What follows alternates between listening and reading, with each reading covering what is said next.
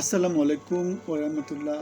আমরা জানি যে কিছু প্রবাদ বাক্য আছে, ঠেলার নাম বাবাজি, অথবা বানরও গাছে ওঠে, কি একটা কথা আছে না, ঠেলায় পড়লে বানরও গাছে ওঠে, নানা রকম কথা আছে। এরকম কথার মধ্যে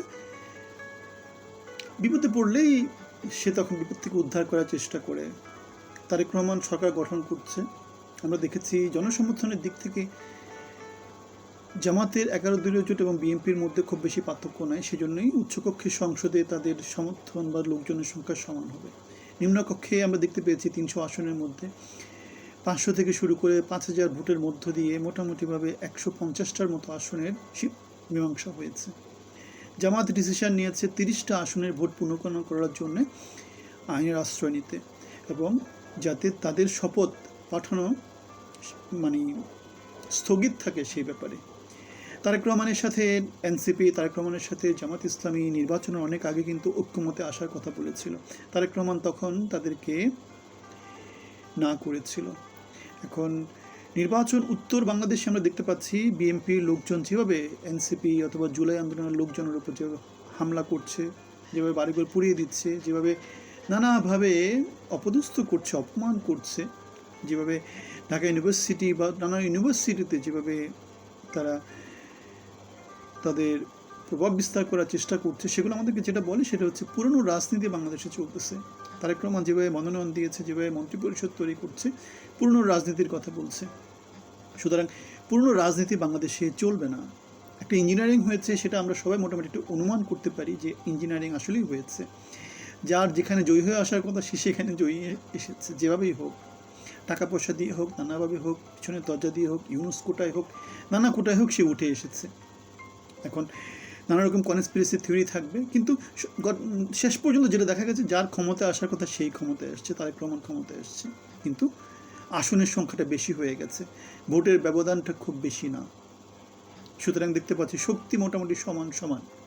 এমন না যে তারেক রহমান ভূমিধস বিজয় পেয়েছে, না, তিনি ভূমিধস বিজয় পাননি। বিএনপি ভূমিধস বিজয় পায়নি। বিএনপির আরও ভালো রেজাল্ট করার কথা ছিল।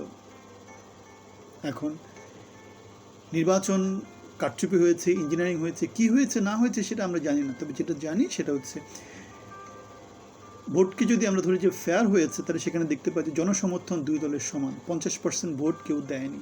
সুতরাং বাংলাদেশে বড় একটা মানুষ এই নির্বাচনে পার্টিসিপেট করেনি, তাদের বক্তব্য সরকারের প্রতিফলিত হবে না।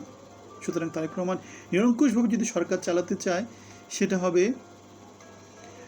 তার জন্য হতাশাজনক কাজ। তিনি সেটা করতে পারবেন না। তিনি সবাইকে নিয়ে চলতে হবে। যোগ্যতা ভিত্তিক সমাজ হলে জনগণ সেটা মেনে নেবে। 50% জনগণ তারাও মেনে নেবে, কেননা তারাও সুবিধাটা পাবে। এখন যদি তারা লুটপাটের সংস্কৃতি চালু রাখে, আমার ভাই তোমার ভাই, চান্দা ভাই চান্দা ভাই, চান্দা ভাই চান্দা ভাবি যদি সরকার পরিচালনা করে, আলটিমেটলি দেশের বড় একটা জনগোষ্ঠী কিন্তু হতাশ হবে।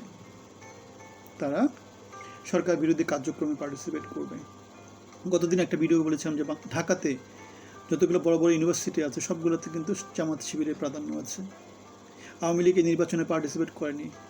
জাতীয় পার্টি 300 আসনে কোনো আসন পায়নি। উচ্চকক্ষে আসন পাবে সমানুপাতিক ভোট হিসেবে, কিন্তু তাদের বয়স কিন্তু শোনা যাবে না। তারা অনেক বড় রাজনৈতিক দল, তাদের জনসমর্থন আছে। আওয়ামী লীগের বড় বড় নেতা, অনেক বড় বড় নেতা যারা গত 17 বছর শাসন করেছে, তাদের কারো বয়স এই রাজনীতিতে শোনা যাচ্ছে না। সেটা কিন্তু তাদের অনুসারীরা বা তাদের নেতারা কেউ মেনে নেবে না। সুতরাং জামাত, এনসিপি এবং বিএনপি এবং 24-এর আন্দোলনের স্টেক হোল্ডার, তাদেরকে যদি ঠিকমতো ঠিক জায়গাতে ঠিকভাবে প্রমোট করা না হয়, আলটিমেটলি দেশ অসন্তোষ আসবে, দেশ এগিয়ে যেতে পারবে না। লুটেপুটে খাওয়া সংস্কৃতি থেকে দেশ বেরিয়ে আসতে পারবে না। ক্ষমতার হাত বদলে আবার বৈষম্য নতুন করে তৈরি হবে, যার ফলে দেশের ভালো কিছু আর পাওয়া হবে না। তারেক রহমানের যেই নানা 31 দফা, 19 দফা, নানা রকমের family card, health card, apartment, তারপরে ক্ষুদ্র ঋণ, ওগুলো আর বাস্তবে প্রতিফলিত হবে না। সুতরাং কথা এবং কাজে মিল পাওয়ার জন্য যেটা করতে হবে সেটা হচ্ছে জুলাইকে সবার উপরে স্থান দিতে হবে। জুলাইয়ের বিপ্লবীদেরকে সবার উপরে মূল্যায়ন করতে হবে, যোগ্যতাকে মূল্যায়ন করতে হবে, বাংলাদেশকে যোগ্যতাভিত্তিক সমাজ হিসেবে প্রতিষ্ঠা করতে হবে। নিজে পড়াশোনা করেননি, কিন্তু তারপরেও নিজের আশেপাশে যদি যোগ্যতা সম্পন্ন লোক থাকে সেটার ব্যবস্থা করতে হবে। ঠিক আছে, ভালো থাকবেন। আসসালামু আলাইকুম।